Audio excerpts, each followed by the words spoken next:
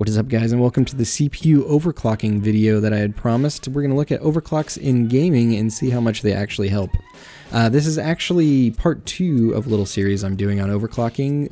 Part 1, linked down below in the description, I go over CPU overclocking in video rendering and how much that actually helps. In part 3, I'm going to go over GPU overclocking and see what that does in gaming, but for now, let's get into the CPU overclock. So basically what I did is the same test 3 times in a row while DxToy was running and Shadowplay was running. I wanted to keep these constants because turning things on and off like that could affect the frame rate potentially, and I didn't really want to deal with it. So I figured we're testing the chip against itself essentially, so it doesn't matter what else is running in the background. We're not comparing it to somebody else's 3570K. We're comparing it to the same one. We're just testing the different speeds.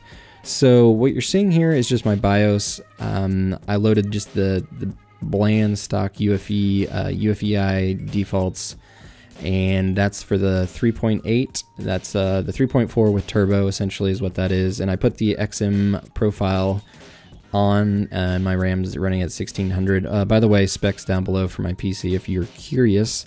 And yeah, so I think in my video rendering one, I didn't turn on the turbo boost, but in this one I left the turbo boost on because it did load by default. And here you can see this is my 4.4 overclock. If you need an overclocking guide, there's plenty out there. This is just what I settled on, and it's been stable for me for very long. So when we start this up, I'm just gonna explain what's happening while the results are playing, and I'll go over some of the results with you guys, and yeah, let's get into it. Alrighty, and starting with Battlefield 4, this overclock actually surprised me. I did do these tests 3 times each, so this isn't the first time, nor was it the last time. This is just the time that happened to be recording. So on average, I have it jotted down, it was about 5 frames per second, which is a noticeable difference. I mean, considering an overclock is essentially free power from your computer, that's pretty cool. And this obviously is on an empty server, but my CPU is still using 85%, so I consider it to be a pretty valid test. Obviously, testing anything in a multiplayer environment is so unpredictable, so I figured an empty server was the best way to do this. And yeah, you can see it's a decent amount of increase, so I would conclude that Battlefield 4 does benefit from overclocking. Now onto Bioshock Infinite. This game is quite beautiful, but unfortunately that CPU overclock you did is not going to help anything. Yeah, it's freaky how similar the FPS is going through here. It's like might even be better sometimes for the 3.8. It's within the margin of error regardless. So I am curious what the difference is going to be here when we get to the GPU overclock, because I think that's where we might see some differences. But for the CPU, nothing is changing.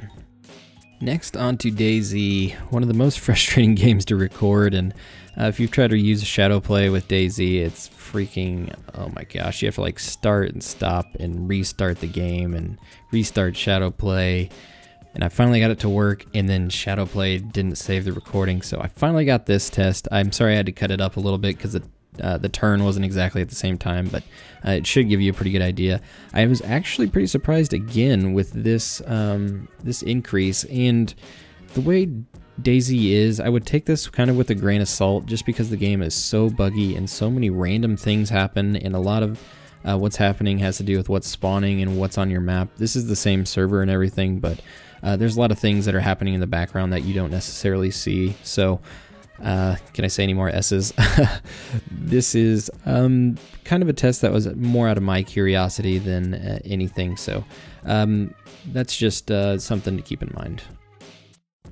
Now on to some older stuff. Just Cause 2 is in my game library and doesn't have a built-in benchmark, so I figured I'd throw it on here and just out of curiosity see what it would do.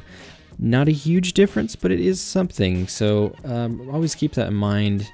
It's up to you, you know, what you think is worth it. I obviously wouldn't overclock my chip if I was only playing Just Cause 2, but it is an improvement, so it's good to see some consistency there. As you can see in this final screen, it actually does show you the numbers and the settings that I had it on. So anyway, we'll keep on moving.